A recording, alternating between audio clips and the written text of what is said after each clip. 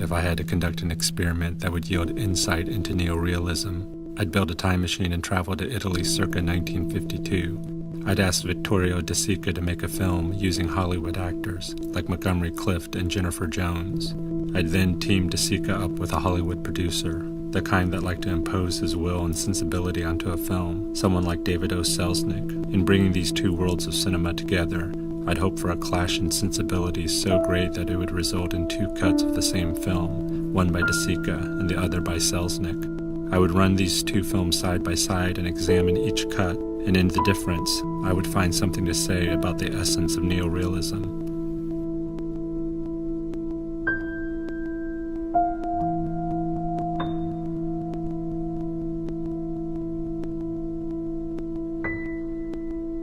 Both films start with a shot of a city, but Selznick not only tells you which city, but connects this city to the theme of love.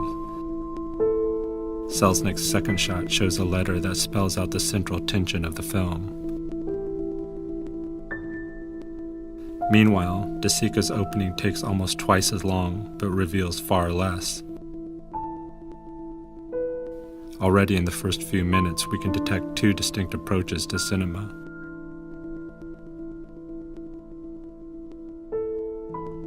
If we sync up some of the shots used in both versions, we can more clearly see the difference in approach.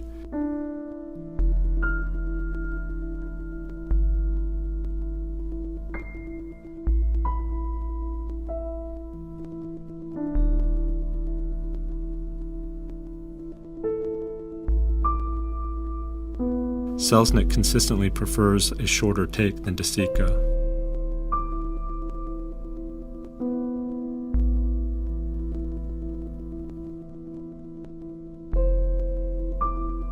For Selznick and most of Hollywood, the act of walking needs only to be implied, not endured.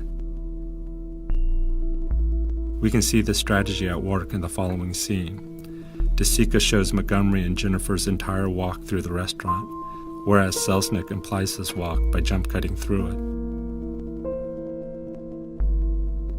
These in-between moments are what most movies seek to cut out, and yet it's these in-between moments that De Sica seems to be valuing.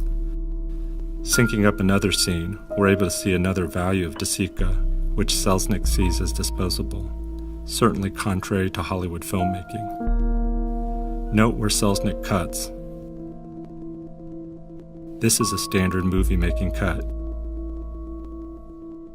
In fact, most directors would have called cut on the set soon after Jennifer left the frame.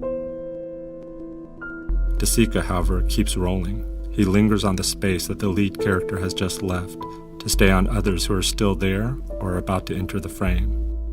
This is a favorite move by De Sica. He does it throughout the film.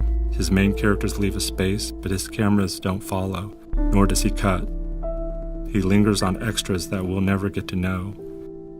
For De Sica, these extras are fellow inhabitants, not extra, but vital, and therefore worthy of some time. By lingering, he decenters the primary characters. Selznick has cut almost every one of these lingering moments out. Lingering on those who add nothing to the story is considered excessive, or even worse, a distraction, derailing the plot or drawing attention away from the stars. It is an unnecessary diversion, like this wedding passing by, which he also cut out.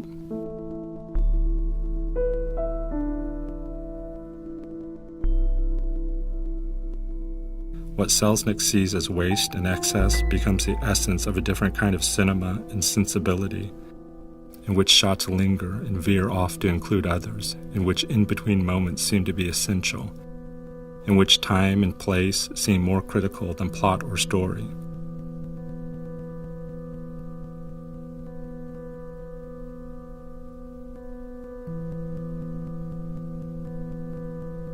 To ask what is neorealism is to ask, what is cinema?